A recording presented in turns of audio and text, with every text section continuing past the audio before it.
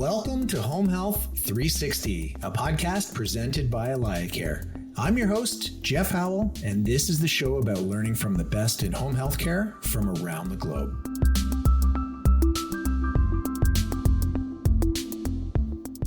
Hey everyone, and welcome to another edition of Home Health 360, where we speak with home care and home health leaders from across the globe. Today we have Denise Tripathi, who is the Vice President of the Lixa Shared Service of Personal Touch Home Care in New York. She has a strong program and project management background in home care, elder care, healthcare management, and long-term care, and has been at Personal Touch in New York for 20 years. Denise, thank you for being on the show today. Oh, thanks for having me, Jeff. Thank you so much. So Denise, we haven't had a chance to speak before, but I just randomly reached out to you about your LinkedIn post when you guys acquired Bronx Community Home Care, also known as Neighbors Home Care. And so that transaction was completed early April. And so now I think Personal Touch has, according to the press release, about 4,500 caregivers and about 3,600 clients in New York City, Long Island, and Westchester. And the move places you folks among the largest licensed service agencies, or what we call LICSAs. And I think that's only a New York term. I haven't seen it in any other. It is, Jeff. It is. Got it. We like to be different. Yep. Well, tell us a little bit more about Personal Touch and your time at the company. I've been with Personal Touch for 22 years. I like to tell the joke I started when I was 5, but that's an old joke, so I won't even say it. Personal Touch has been in business since 1974. It was originally owned by the Glaubach and Marks family. That's how it was started. Dr. Glaubach will tell the story of the first weekend they were in business. We had 3 patients. 2 passed away the very first weekend. So his story is, look, we lost 2/3 of our business the first weekend we were in business, and here we are, we're still here. So that we persevere. As we stand now, the company is still owned. A third is owned by the Glaubach family, a third is owned by the Marks family, and a third is owned by us, the employees. So we have an ESOP, which is an employee stock option plan. So that's great. The company began in New York with the offices that I own, with the LICSA, the licensed services. And through that, we've kind of grown. We grew and then consolidated a little bit. We were in New Hampshire, Massachusetts, New Jersey, Ohio, Kentucky, Virginia, West Virginia. We also had a very small early intervention program in New York. We divested of early intervention last year, and we've closed some of the offices. So today we exist in New York and in Virginia, West Virginia, Kentucky, and Ohio. We have two types of business. We have my business, which is the LICSA, or people call it unskilled. I hate that term, unskilled. So we'll just call it personal care services. And then we have skilled services, which is really nursing care. So that office exists also in New York as well. Mm-hmm. Part of our history, part of our fabric is in 2015, the company applied for and received approval from the state to start a Medicaid managed long-term care company. So we were the parent organization to Integra, which is a Medicaid managed long-term care. Integra grew in 7 years to become the second largest MLTC in New York State.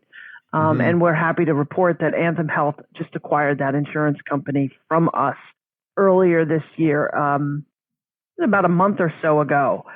So that's where we are with Personal Touch. The other line of business that we have in New York is our CDPAP, which is our consumer-directed assistance program. And CDPAP is probably the largest self-directed care program in all the United States, right? Yes, indeed it is. Yes. And I think it goes by different names in different states, but some states you don't hear anything about it at all. But in New York, you hear CDPAP all the time. Yeah, I think a lot of it is based on need and just the demographics of where you are. I remember when CDPAP was in its infancy early in the 90s. And it was really geared towards a group of individuals that had caregivers, and they kind of wanted their freedom. They wanted to be able to say who cared for them And not only that, what the services were that were provided to them. So I think now the mindset is well, CDPAP, it's family members caring for family members. It's so much more than that. The caregivers are able to operate outside of what we call a scope of practice. So say, for example, if you're a young person in their 30s, maybe disabled, you want your caregiver maybe to go with you to Walmart, or you maybe want your caregiver to go with you to the local bar, right? Just because you can't get around.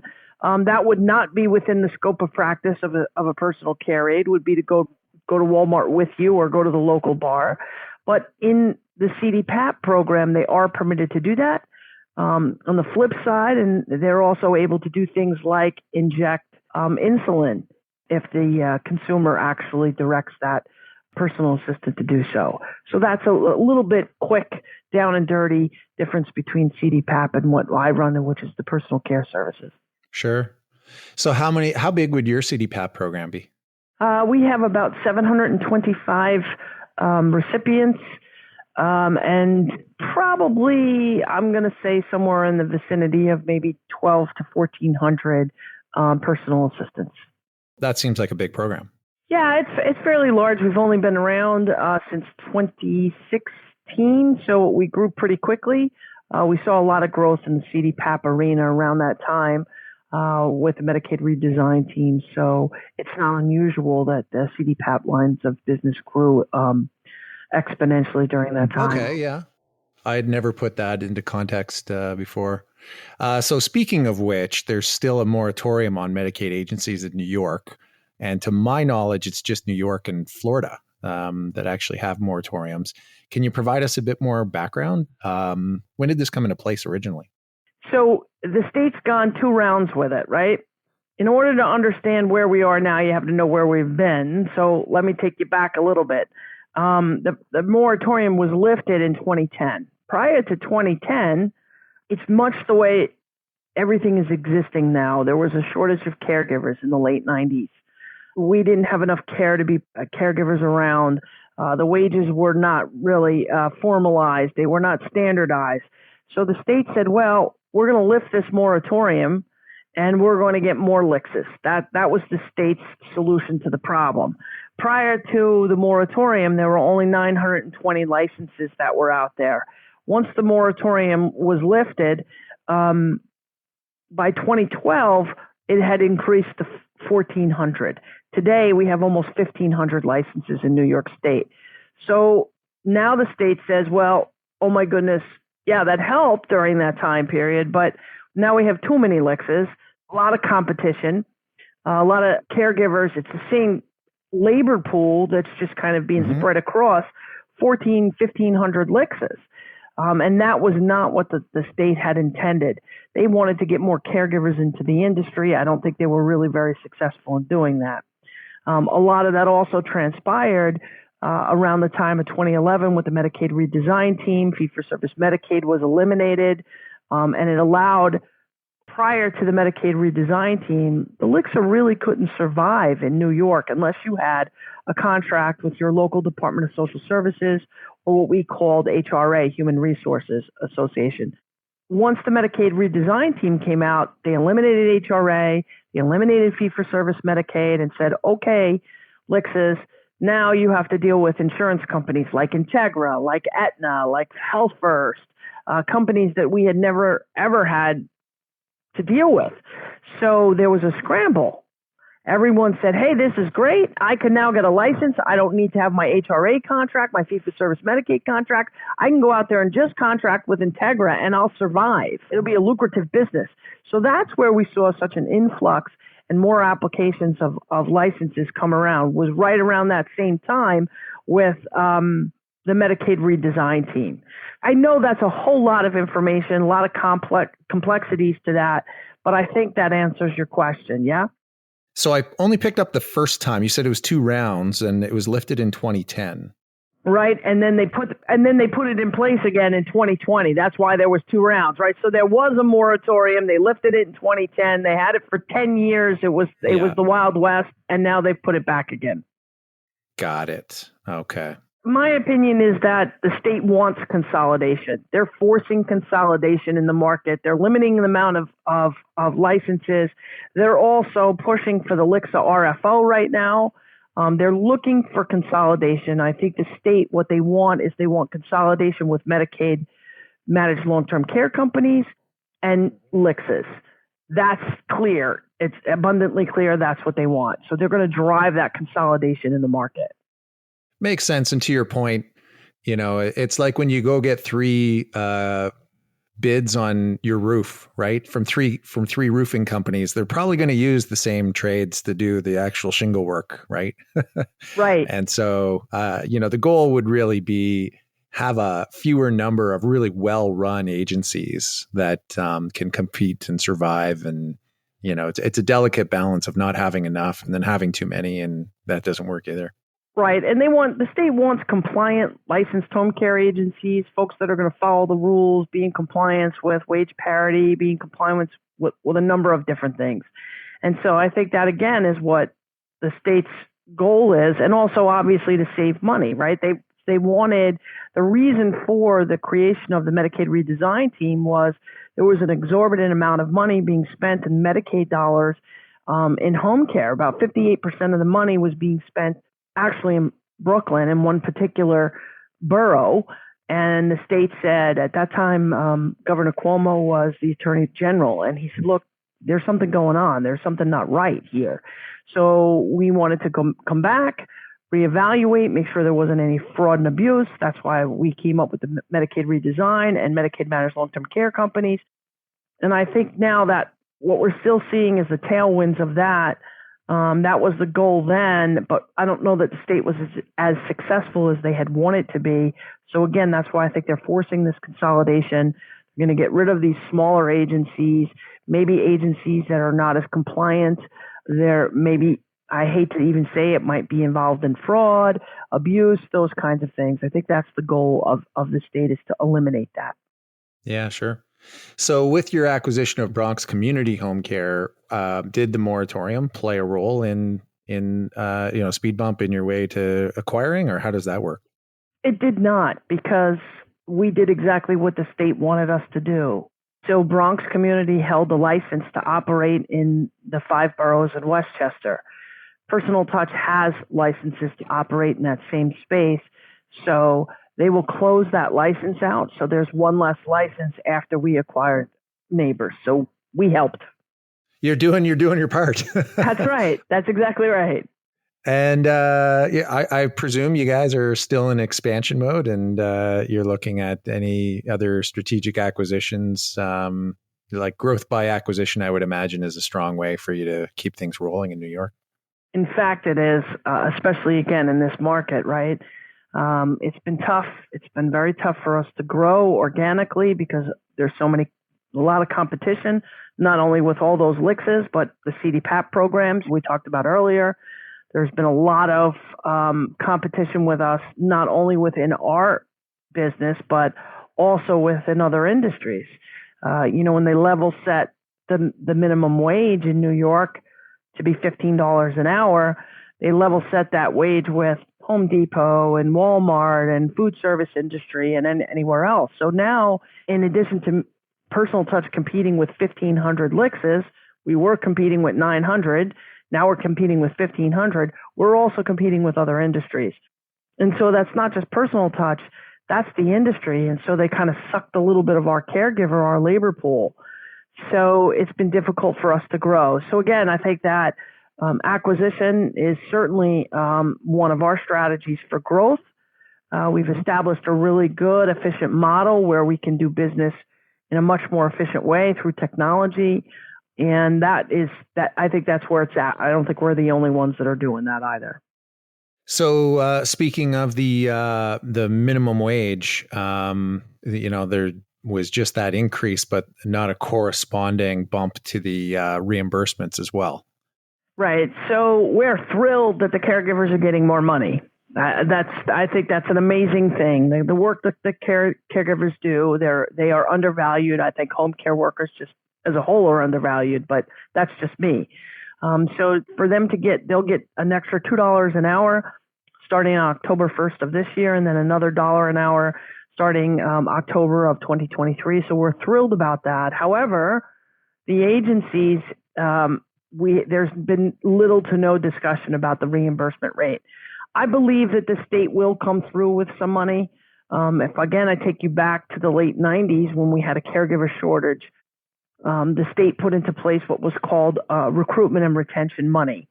So added onto our fee-for-service Medicaid rate, the state gave us, I think it was like $3 or $4 more an hour, and that money had to go directly to the caregivers. So we couldn't use it as profit, no bonuses, nothing like that. We had to clearly show the state this went directly to the caregivers. So I'm hoping that that's something that the state is going to come back with, and that money will be funneled through the contracts with the Medicaid managed long-term care companies. I just don't think they know yet. Right. Yeah, I mean, there's Medicaid is more of a volume play, not a margin play. So if there's a mandatory, improvement, which is great for the caregivers, there's not a lot of meat on the bone to squeeze out. The money has to be there, right? So right. It's like you've done this before, Jeff. That's exactly right. It's always been a game of volume. It's a penny margin business, and always been a game of volume. Yeah, for sure. Well, speaking of money, it actually just occurred to me in real time here, if a company can use FMAP funding for acquisitions. I'm wondering, because I've read some FMAP documents and it talks about, paying, people more and investing into technology and so forth. But I think it might be silent on whether you can actually do that to go help fund a new acquisition. Do you know the answer to that? I don't believe it can.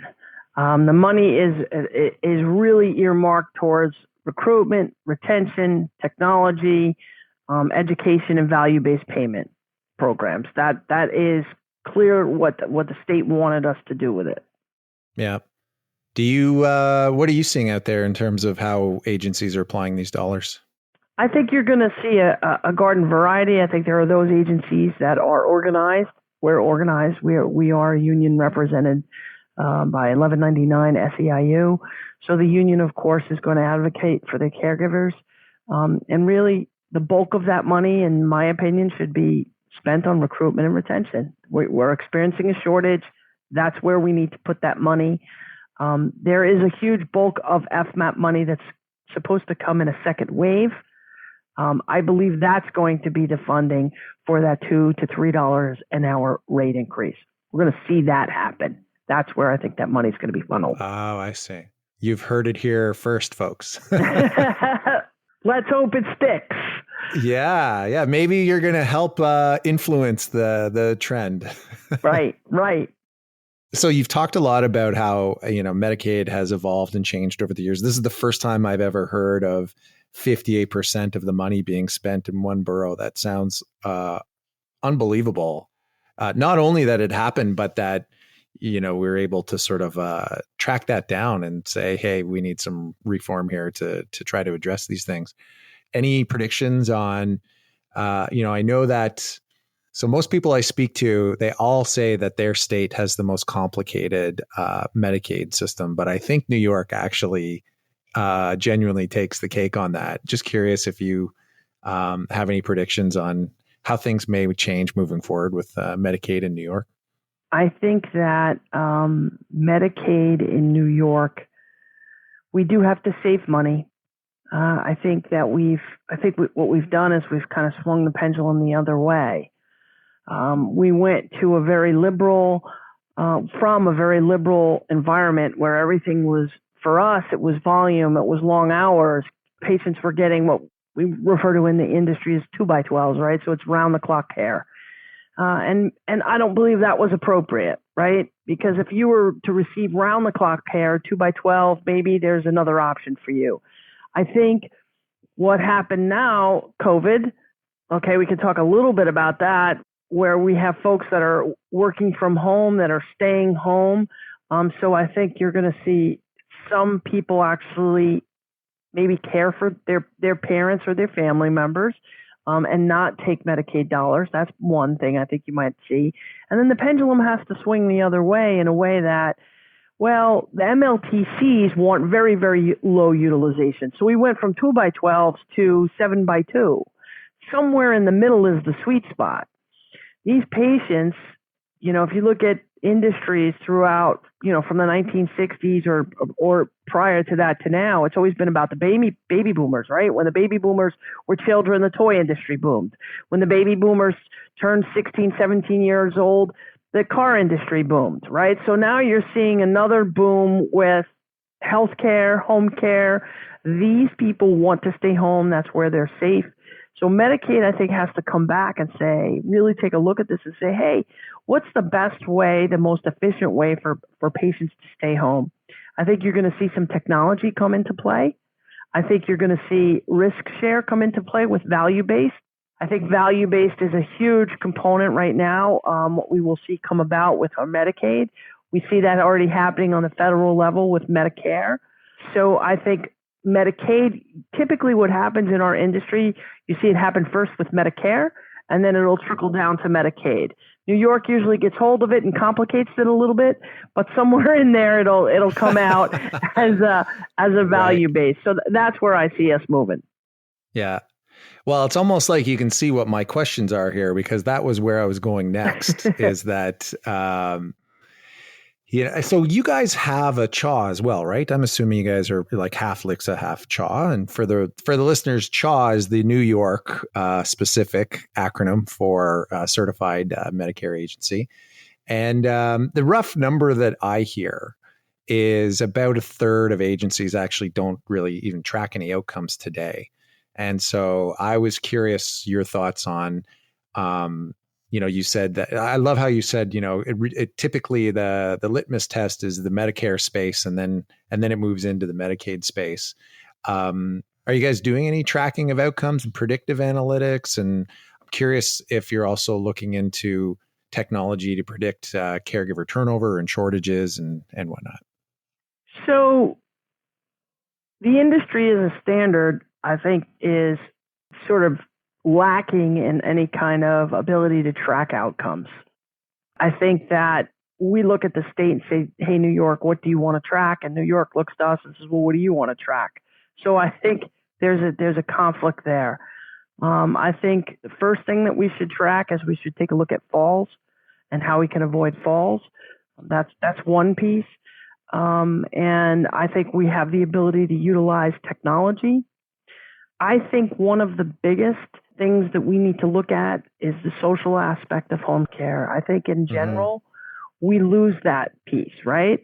I think what's important to people and our outcomes is even maybe a patient's mental and emotional well-being, right? So why can't caregivers, like a hybrid between CDPAP and LHCSA, why can't caregivers go out to a patient's home and assist the patient in, I don't know, maybe cooking a meal, or maybe gardening, or listening to music together, or a podcast with Jeff Howell? Why can't they do that? Medicaid doesn't pay for that, but I think that's enrichment in the patient's life. And I think that's going to keep a patient home safe and keep their faculty so they're not going to fall, they're not going to injure themselves. So I think we have to take a look at the patients more holistically. That's one thing. And I think from a value-based perspective, there has to be a risk share, right? Because you always have those outliers. You have those patients that are on what I'll call the low end, that they can kind of stay home and be more self-directing. Maybe they don't need a lot of services. And then you have the patient that really does need 2x12s or live-in services. So the MLTCs have to get the agencies to do some risk share.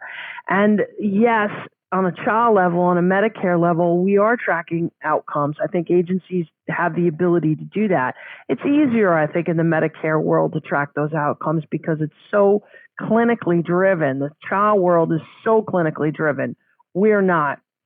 The second part of your question was technology to track caregiver turnover. Yes, I think you're definitely going to see that. We're already doing that. We're starting to understand the needs of the caregiver. Right now, we will be engaging the remainder of the year with our caregivers to do a full-fledged survey with them, some focus groups. We want to understand, why did you become a caregiver? Why did you choose personal touch? Why are you still here? Why haven't you gone somewhere else? So those kinds of questions. I think we also need to understand from a customer service perspective, in how to properly engage with our caregivers. They are our product. Without them, we don't have a job. So we have to create an environment where we're able to give back to them. Other than that, you're going to be left with Medicaid recipients providing care for Medicaid recipients, right? And it's not going to work. Yeah, yeah. Going back to what you said about the social determinants of health, right? So Medicare Advantage was really the big signal that, hey, maybe upstream, the very first thing we should be worried about is this Maslow's hierarchy of needs, that, after you have food and shelter, you seek to have companionship and community and self-esteem. And if when you have those things, your health will be in much better shape. Absolutely. And didn't COVID teach us that, among a million other things, right? Yeah. That people, that when they were isolated, I have parents, they're 84 years old. They live very close to us. Before COVID, my dad was working. He's retired, but I can definitely see a change in them and in how they engage with us. Loneliness is a huge player. It's not an easy thing for you to think about aging, and what comes after aging, right? Is hospitalization, is death, is nursing homes. So it's scary. And I think that we have to, as caregivers and as providers, right, we have to think about that. Patient isn't just skin and bones. There's a lot of other factors that go into that. Well, this pandemic has taught me to be a lot more grateful as well, with the way that it's influenced everyone's life, so tremendously over the last 2 years. I will. We're almost bumping up against time, but I'll get you out of here on this last question, Denise. Give us a reason to be optimistic about care in the place where clients call home. So here's what I'll tell you. Home care's been here for years and years and years. It's been here since the turn of the century, right? VNSNY, also Metropolitan Jewish. There are pioneers. We're here. We're not going anywhere. People are always going to be home. We know COVID taught us that too. Home is the safest place to be. So I think this bump in rate increase to our caregivers, much needed, is very, very optimistic for us. Hopefully we'll be able to get an infusion of new caregivers that are coming in that'll be able to carry on our strong tradition of quality caregiving. Well, it's been amazing. I wrote down so many notes here of the new things that I learned, and I will steal home is the safest place to be. I might give you credit for the first time or two, but then I'll keep it as my own. If you use it 3 times, Jeff, it's yours. That's how it goes. Well, it was great to have you, Denise. I really enjoyed this session, and hope to have you on again some other time in the future. Sure. Thanks so much. Home Health 360 is presented by AlayaCare. First off, I want to thank our amazing guests and listeners. To get more episodes, you can go to alayacare.com/Home Health 360. That's spelled Home Health 360. Or search Home Health 360 on any of your favorite podcasting platforms. The easiest way to stay up to date on our new shows is to subscribe on Apple Podcasts, Spotify, or wherever you get your podcasts. We also have a newsletter you can sign up for on alayacare.com/Home Health 360 to get alerts for new shows and more valuable content from AlayaCare right into your inbox. Thanks for listening, and we'll see you next time.